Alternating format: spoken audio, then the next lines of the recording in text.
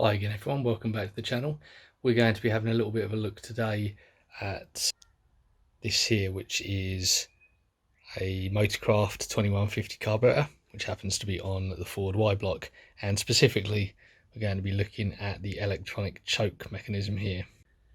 So this is a 2-barrel carburetor, but it doesn't really matter whether it's a 2 or a 4. What you've got up here are a set of choke flaps, and these are designed to limit the flow of air through the venturis and to increase the richness of the fuel mixture for cold running.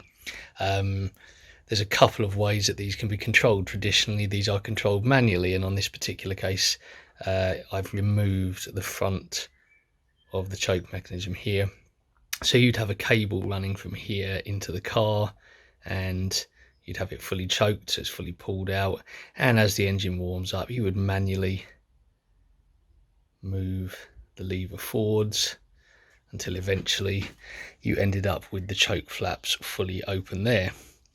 However, this is an automatic choke setup, and I specifically wanted a carb that had this on because I don't really want to spoil the dashboard of the custom that it's going into with a cable for the choke. So how does it work?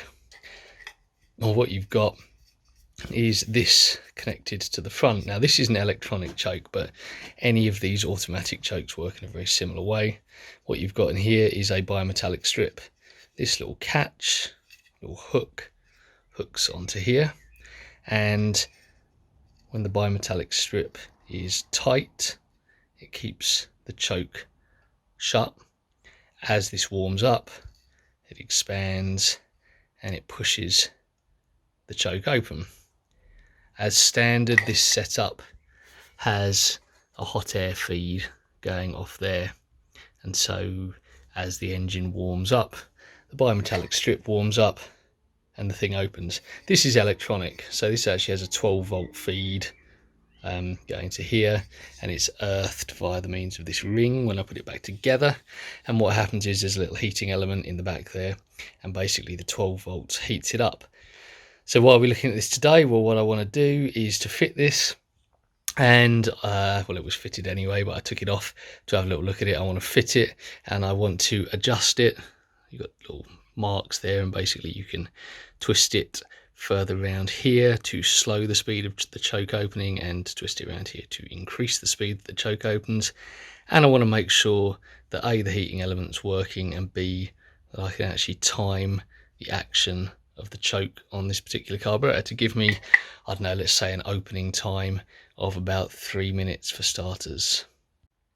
That's a quick demonstration of how this can be adjusted. What I've done is I've fitted this on here loosely, got the hook in the right place, and as you can see the choke flaps are slightly open, so the choke's never going to fully close. So I'm just going to twist that round like that, and the choke is fully closed. Now that means that the bimetallic strip is in the right position to keep that choke closed. However, that might mean that it's going to open too quickly, so I could slow the speed of opening by twisting that around there. That's winding the metallic strip much tighter, and it might not expand far enough to ever open. If I do it the other way, the reverse will happen. So if I started it off in this position, for example, when it's cold, it will never close further than that. So my starting point is going to be about there, and I'm going to lock it down with the ring, which also earths the body, and then we'll put 12 volts on it and see whether it opens, and whether it opens at a sensible sort of speed. So to test this, all I've done is I've connected a ground. I did check that there was continuity between the body there and that temperature probe there, and I've connected it just to a 12-volt battery with the 12-volt live coming in here. Now normally that would be switched live from the ignition, and it's been running a short while, and you can see that the choke flap is beginning to open. Obviously the longer I leave that, the warmer that bimetallic strip is going to be in there, and the further is going to expand, and the further the choke flap is going to be open. You can visually watch it moving. Obviously you don't want it to open too fast, because if you open it too fast it's going to be open before the engine is actually up to operating temperature and you'll end up running lean. You want it to continue running richer till it gets up to operating temperature. But we can see it's obviously clearly further open than it was when we first started. And that's obviously, I've been talking for about 1:20. It'd been running for probably about 30 seconds before that. So therefore we are heading in the right ballpark. Whilst we're here, we can have a little look at some of these linkages here. I'll demonstrate these in a moment once I've let it shut itself back up again.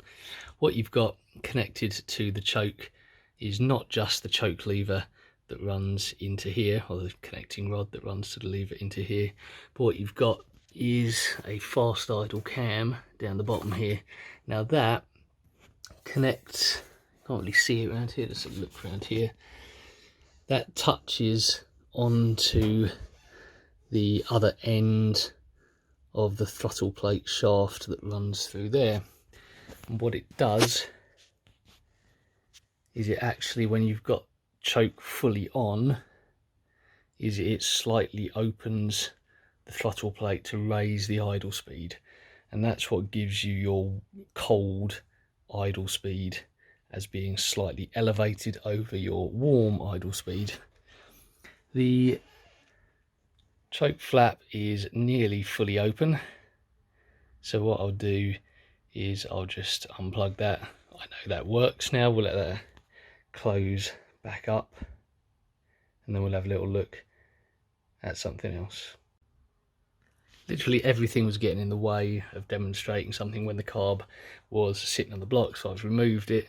So what I was talking about here is this fast idle cam. Now at the moment the choke flap is fully open, so therefore your choke flaps, your throttle plates I should say, butterflies, whatever you want to call them, are fully closed, and the fast idle cam is not in contact with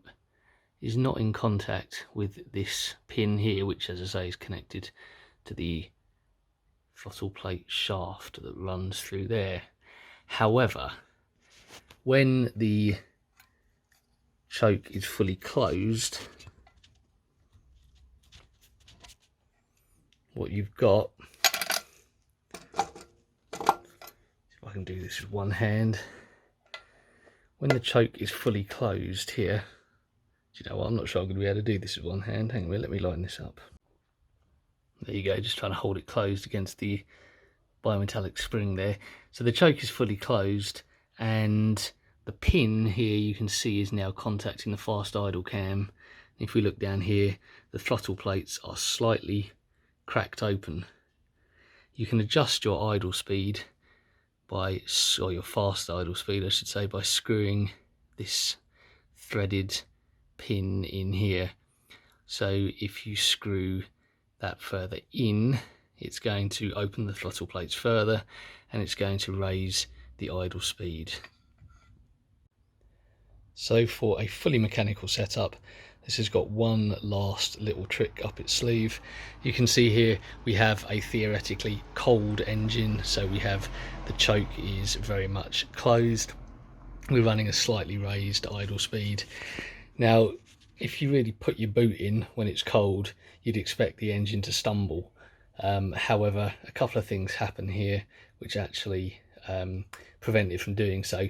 For a start, we've got a accelerator pump which is actually used or comes into play at wide open throttle, so snapping the throttle open to squirt an additional bit of fuel down in there.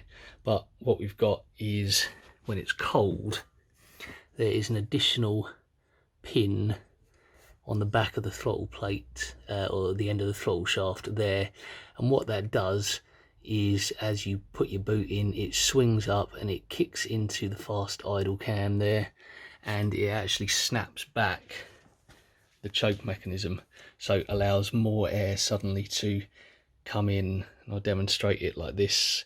So here we are, we're running cold and we snap the throttle open. Not only do we get an additional jet of fuel from here, we also get suddenly additional air forced in or allowed to be drawn in. So there you go, that's a little look at a Motorcraft 2150. Pretty much standard operation for any kind of 50s, late 50s, 60s carburetors. Technology is almost exactly the same. There's a few different variations that you see in terms of how the electronic chokes work.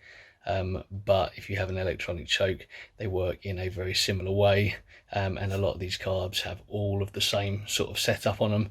They all have throttle pumps, and they all have that fast idle cam on them. Well, okay, so hopefully that was reasonably enjoyable. A little short run through something which we will eventually see in a car, and hope you enjoyed watching. If you do, if you want to like, if you want to subscribe, if you want to leave me a comment, I'll be quite grateful. Kind of helps me want to produce a little bit more content for you. Okay, so have a good evening, take care, till the next time.